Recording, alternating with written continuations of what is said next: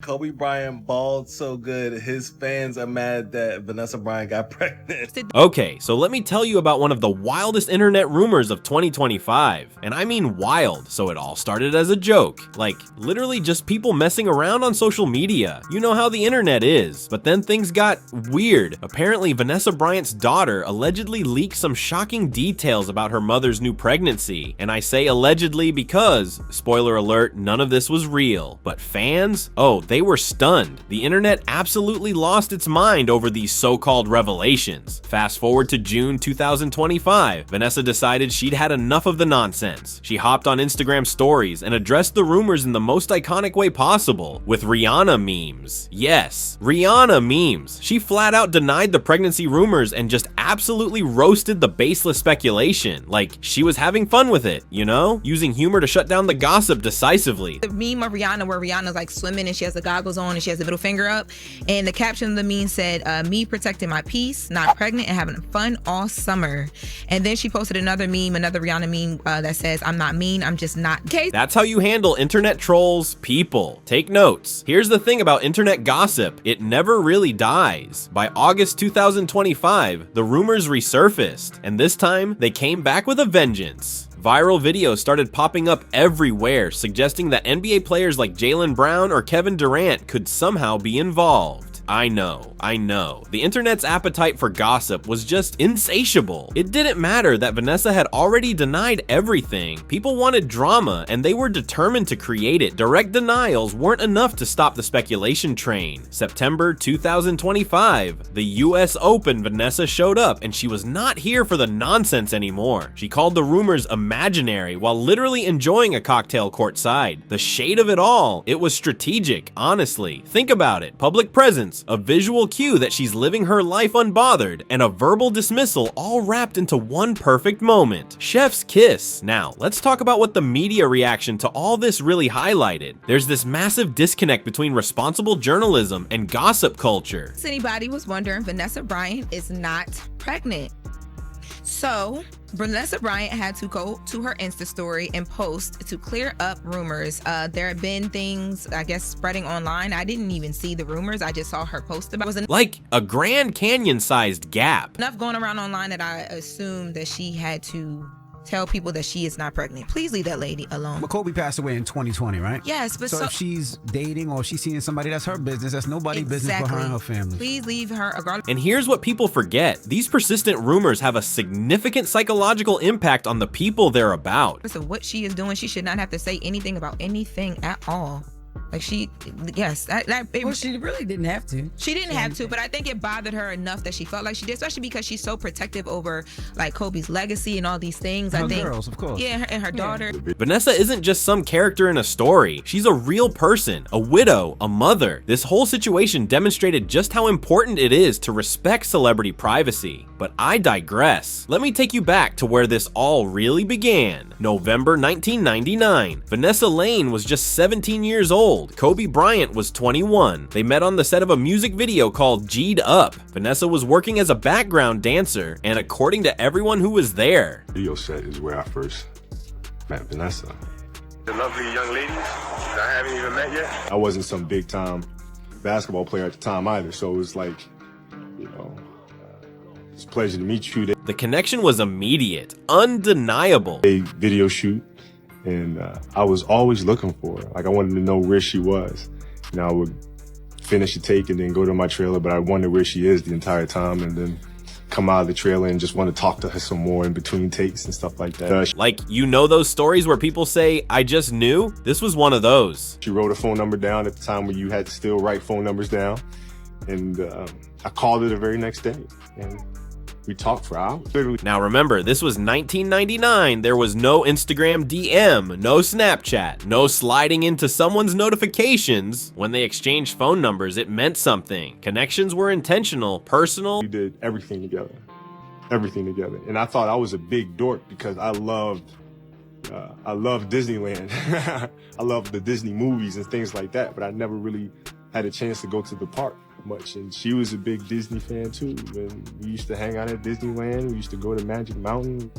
she became my best friend. And their whirlwind romance. It demonstrated just how deeply compatible they were from the start. This wasn't some casual thing. This was it for both of them. For me, it was very different to have somebody that I was so close to, because I had been so used to growing up in isolation, really, and moving around from place to place and making new friends all the time. So I never really opened up to anybody because I knew I was just going to inevitably move.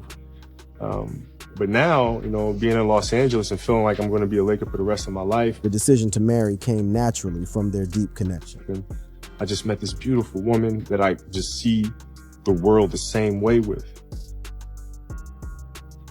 We decided to get married. I proposed. She said yes.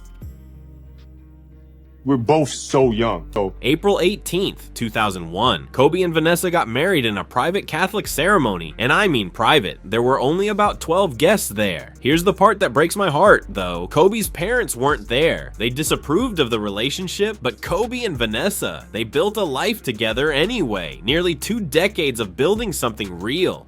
I'd wake up and I'd go train and I'd come back and she'd still be in the bed sleeping like 18-year-olds do, man. She'd be asleep till like 12, 1 o'clock in the afternoon, man. And then I lay down with her and I go to sleep again too. And then, you know, we'd wake up and just, you know, do what kids do. Let me tell you about their girls. First came Natalia, then Gianna, born May 1st, 2006. Bianca arrived on December 5th, 2016. And finally, baby Capri on June 20th, 2019. Kobe's devoted fatherhood became absolutely central to his identity. Kids do. I'd take it to the batting cage. We go hit some balls. Like, you know, we play miniature golf. You know, we go to the movies. We go out to eat. It was a beautiful time, man. Like, if you followed him at all in his post-basketball years, you know this. He had these strong, beautiful connections with each of his daughters. Without hesitation, he said, I would have 5 more girls if I could. I'm a girl dad. But Gianna was special. She shared his absolute love for basketball. Daddy's girl. Oh, 100%. Oh, yeah. Completely. Like, she's totally bummed out when I have to go somewhere. Take her to the movies all the time. Italian. Absolutely. But Gianna was special. She shared his absolute love for basketball. It happens just when we go out and fans will come up to me and she'll be standing next to me and they'll be like, hey, you gotta have a boy. You and V gotta have a boy, man. You have somebody carry on the tradition, the legacy. She's like, oh, I got this. You know, books and that. I got this. Like, that's right. Yes, you do. You got this. She was gonna carry on his legacy. The way people described their family life, it was all joy, organized chaos, and so much love. So much energy, it's outrageous. Like, it's crazy. Like, she'll do gymnastics, like Mommy and Me class, and then swim class, and then she'll come home and run around, and then she'll want to, you know, shoot hoops with Gigi, and then you come like, you know, 8 o'clock, 9 o'clock, kids ready to go to sleep, right? No. She's still going. Oh, no, still going. Still going. The kid does not stop. Like, we call it a little mini. Kobe's creative projects were completely influenced by fatherhood. That's V's call. Oh, is it? That's V's call. It's completely V's call. But I mean, we're just really blessed and very fortunate. He wrote children's books. He coached youth basketball. His daily routines emphasized his domestic involvement. This wasn't a dad who was absent or distant. He was there. Breakfast, school drop-offs, basketball practice. You love this book because it's a way to communicate with your girls who are getting a little older and they don't want to always hear from dad. Yeah, that's just true with all of our stories coming out. So all the messaging is things that, as a parent, we want our kids to learn. But you know, yeah, it is like you have kids all, you know, it becomes white noise after a while. They're like, all right, what do you guys know? You guys don't know what you're talking about. So finding creative ways to put those very impactful messages within the story. All of it. January 26, 2020. I still remember exactly where I was when I heard the news. Kobe, Gianna, and 7 others died in a helicopter crash in Calabasas, California. The NTSB eventually concluded it was pilot error due to spatial disorientation. The fog was so thick that day. In an instant, Vanessa lost her husband and one of her children. At the same time, she became the sole guardian of her 3 surviving daughters. I can't even imagine. I truly can't. February 24th, 2020. Staples Center. The public memorial was watched by millions around the world. Vanessa's speech. Oh my god, her speech. It powerfully expressed her love and grief in a way that just gutted everyone watching. She talked about the mother-daughter bond with Gianna, about Gigi's dreams, about the future that was stolen from them. Vanessa Bryant is an amazingly sweet and gentle soul. She was always thoughtful. She always kissed me goodnight and kissed me good morning. There were a few occasions where I was absolutely tired from being up with Bianca and Capri, and I thought she had left to school without saying goodbye. I text and say, no kiss, and Gianna would reply with, Mama, I kissed you, but you were asleep and I didn't want to wake you. There wasn't a dry eye anywhere. She knew how much her morning and evening kisses meant to me, and she was so thoughtful to remember to kiss me every day. She was Daddy's girl, but I know she loved her mama, and she would always tell me and show me how much she loved me.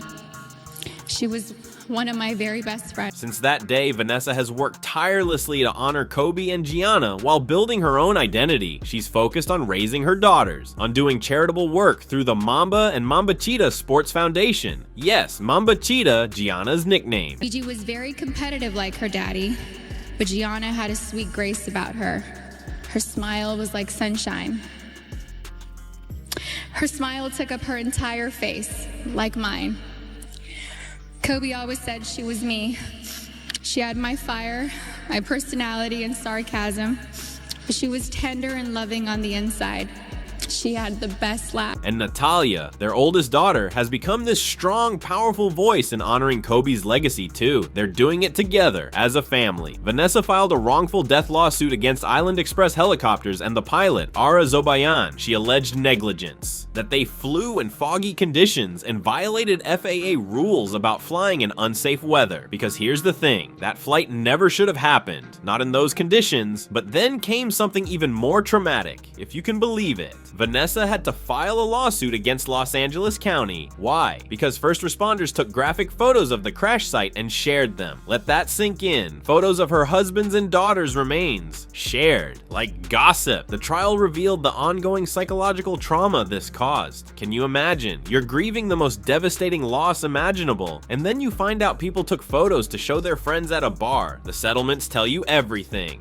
$16 million to Vanessa. $15 million to Chris Chester, who also lost his wife and daughter in the crash, and a final county settlement of $28.85 million. Oh, and while all this was happening, Vanessa's own mother filed a lawsuit claiming she was owed about $5 million for unpaid work as a nanny and personal assistant. So Vanessa had to defend herself against her own mother while grieving and managing everything else. The strength that took, unreal. Kobe was smart. He established a trust back in 2003 and he amended it in 2017. It protected their privacy and their assets. We're talking about a net worth of approximately $600 million at the time of his death. Vanessa was named the primary beneficiary and successor trustee. She was put in charge of everything, and everything included some major assets, like Kobe's 10% stake in Body Armor. Remember that sports drink company? That stake was later sold to Coca-Cola for $5.6 billion. That netted the estate $400 million.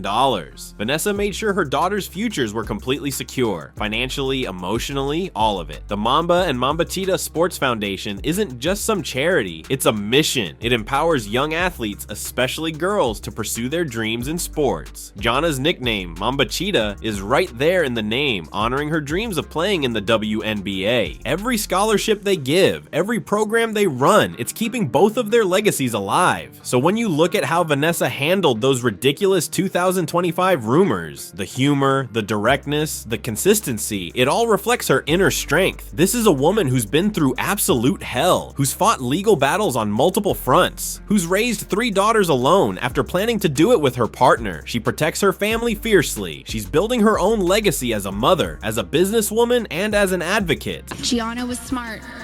She knew how to read, speak, and write Mandarin. She knew Spanish.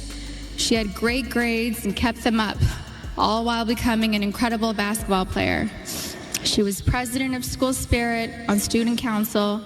She was director's assistant for her school play, just like her big sister. And when the internet tries to drag her through the mud with fake rumors about secret relationships with NBA players, she shuts it down with a Rihanna meme and a cocktail. You will not be able to see Gigi go to high school with Natalia and ask her how her day went. We didn't get the chance to teach her how to drive a car.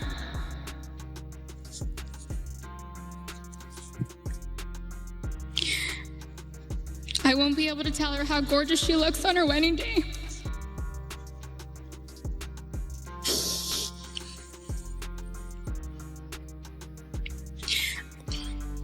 I'll never get to see my baby girl walk down the aisle, have a father-daughter dance with her daddy, dance on the dance floor with me, or have babies. Because that's who Vanessa Bryant is. A survivor, a warrior, a woman who refuses to let anyone define her story except herself. And honestly, we should all take notes.